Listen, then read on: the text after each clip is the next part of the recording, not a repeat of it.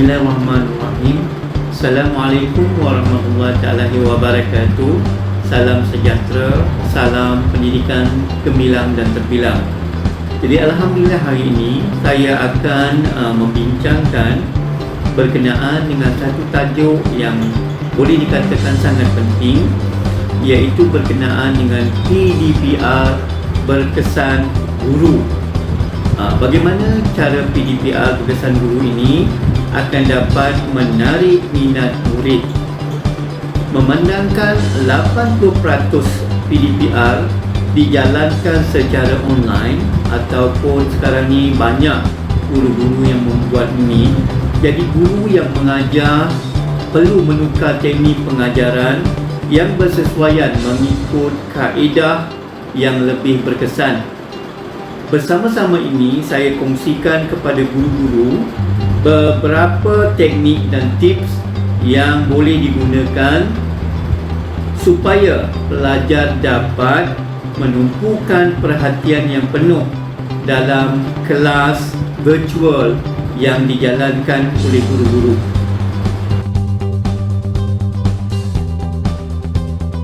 Perkara pertama dalam memastikan PDPR guru ini berkesan ialah sifat konsisten guru, di mana konsisten daripada aspek mood guru. Maksudnya guru-guru kena selalu bersedia dan perlu menumpukan kepada mood yang baik ketika melakukan PDPR. Yang kedua, penggunaan aplikasi yang kekal.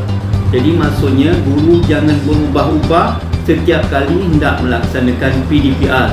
Kena ada satu aplikasi yang dianggap mantap, bersesuaian dan memudahkan guru berinteraksi dengan murid. Yang ketiga, waktu PDPR yang tersusun dan dipatuhi. Maksudnya cikgu dah susun jadual, dah menerima jadual, kemudian cikgu dah tetapkan bila masa cikgu nak buat tutorial dan bila masa cikgu nak buat meet. Jadi waktu-waktu ini kena dipatuhi dan perlu diberi maklum kepada murid-murid supaya murid-murid faham bila masa mereka hendak melaksanakan tutorial dan juga meet. Dan yang keempat, latihan dan pentaksiran murid perlulah berterusan. Maksudnya semasa cikgu melaksanakan PDPR, cikgu kena ada membuat satu kaedah mentaksir pelajar-pelajar, sama ada secara pemerhatian, manakala boleh juga dibuat secara lisan, bertulis ataupun mana-mana yang boleh cikgu taksirkan. Tak kiralah apa kaedah yang cikgu gunakan, asalkan cikgu boleh mentaksir murid-murid cikgu semasa sesi PDPR berlaku.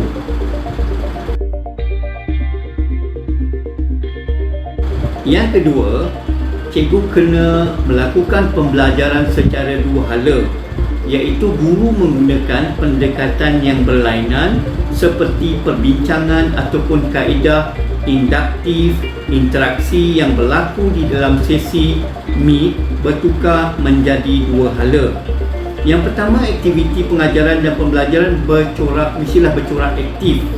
Yang kedua, perhubungan guru dengan murid menjadi rapat akibat daripada komunikasi terbuka di dalam aktiviti-aktiviti yang berlaku dalam meet. Yang ketiga, menggalakkan murid-murid untuk melibatkan diri dalam proses pengajaran dan pembelajaran dengan menyoal dan meminta pendapat mereka. Jika boleh, sebutlah nama mereka satu persatu. Dan yang keempat, guru menggunakan kaedah-kaedah dan teknik pengajaran seperti simulasi, main peranan, pendekatan kumpulan, kaedah perbincangan, uji kaji, kaedah penyelesaian masalah dan kaedah perbincangan. Ia akan menggalakkan interaksi pelbagai hala antara guru dengan murid dan murid dengan murid-murid lain di dalam sesi meet cikgu-cikgu semua.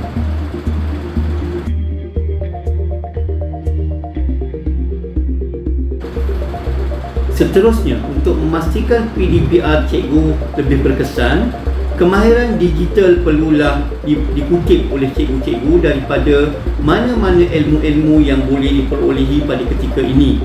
Kemahiran digital sangat penting untuk memastikan PDPR cikgu berkesan. Mengambil kira konteks pendidikan masa kini, ia memerlukan guru untuk memilih tahap literasi digital serta teknologi komunikasi dan maklumat. Bertemakan berguru demi ilmu, bina generasi baharu, sambutan Hari Guru pada tahun ini menyentuh peranan guru dalam memperkasa keilmuan dan profesionalisme bagi membina generasi baharu dan modal insan berguna untuk memajukan negara yang lebih aman dan sejahtera pada masa akan datang. Guru sebenarnya perlu meneroka peluang-peluang aplikasi baharu yang lebih trending pada masa ini, menggunakan buku teks ataupun lembaran kerja yang bersifat digital dan juga mengaplikasikan idea berbentuk kreatif dan inovatif dalam penghasilan bahan-bahan PDPR dengan menggarap idea lama dan baharu untuk menjadi PDPR yang lebih menarik.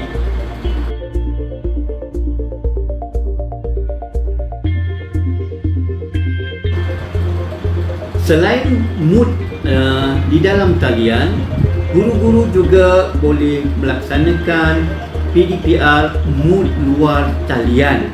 Ya, sekiranya murid-murid menghadapi masalah terhadap capaian internet dan tiada peranti telefon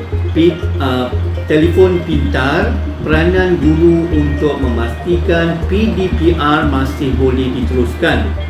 Tugasan yang diedarkan kepada pelajar secara modular ataupun secara unit mata pelajaran yang dibekalkan secara penghantaran hard copy ataupun salinan cetak kepada murid-murid boleh dilakukan oleh pihak guru yang diletakkan sama ada kotak-kotak itu ditinggalkan di pondok guard ataupun di mana-mana tempat yang dipikirkan sesuai untuk diambil oleh bapa untuk PDPR secara luar talian.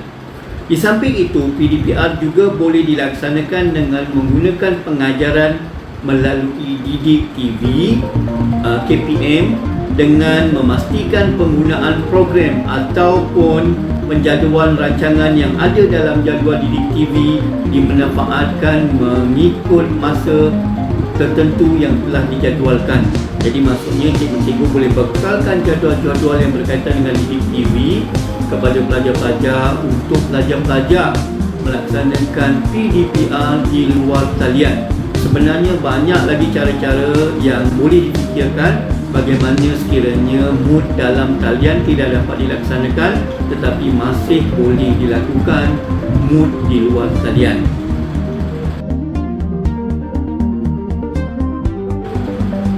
Rumusan dan kesimpulan yang boleh dibuat ialah kreativiti dan inovatif guru dalam sesi pengajaran dan pembelajaran memainkan peranan yang sangat penting untuk menarik minat murid-murid untuk hadir dalam setiap kali sesi PDPR dilaksanakan.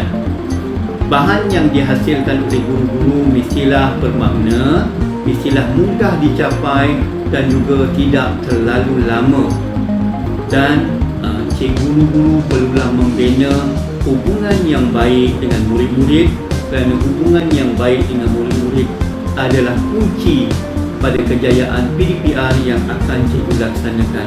Jadi cikgu-cikgu, saya pasti dengan apa yang saya bincangkan dan kongsikan pada hari ini dapat membantu guru-guru untuk melaksanakan PDPR yang lebih berkesan pada masa-masa akan datang dalam sesi-sesi yang cikgu jalankan. Sekian, terima kasih. Assalamualaikum warahmatullahi wabarakatuh.